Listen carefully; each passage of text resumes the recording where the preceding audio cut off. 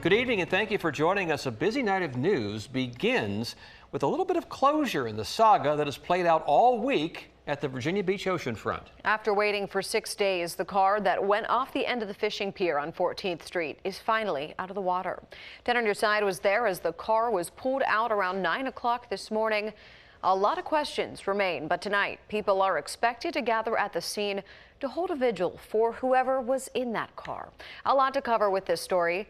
10 on your side's Ashley Knight and photojournalist Kevin Rahm were there all day and join us now with the latest. Ashley?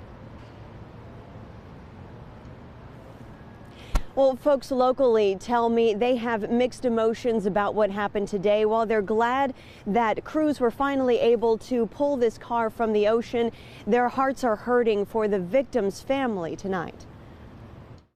Well, at least they get to put closure, and hopefully the family can move on, and the beach and the locals and the people can move on. Samuel Schatz, a retired longshoreman, has been keeping his eye on crews' efforts to recover the red Nissan Kicks that was driven off the fishing pier early Saturday morning.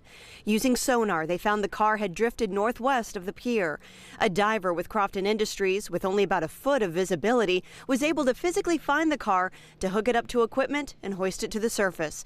The entire operation taking a little less than an hour. They're taking the barge out now to further east into the Atlantic where the water is a little bit calmer. They've got our forensic specialists on that barge right now, and they're going to extract the body from the vehicle and take it to the medical examiner to identify it. Crews today relieved to finally complete a job 7 days in the making. You know, it's a heartbreak that anybody felt like this was, you know, a solution for them. But also there's a sense of relief that we can finally reunite this loved one with their family. A solution some are trying to understand now, but which might be only known to the victim. This person must have just really had a lot on his mind, and nobody can relate to it because, thank the Lord, we're not there. I think our message is just, you know, put your arms around your loved ones right now. You know, keep your people close, care for one another.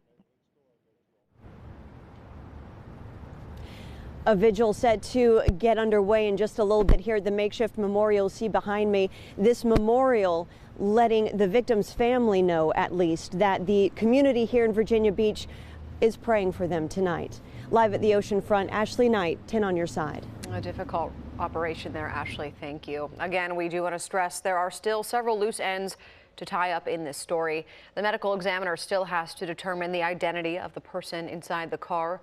We're also not clear yet on when the pier will be fixed or what kind of repairs need to be made. The pier's Facebook page says it is scheduled to reopen Easter weekend. That's March 30th. Of course, we'll post any updates for you on wavy.com.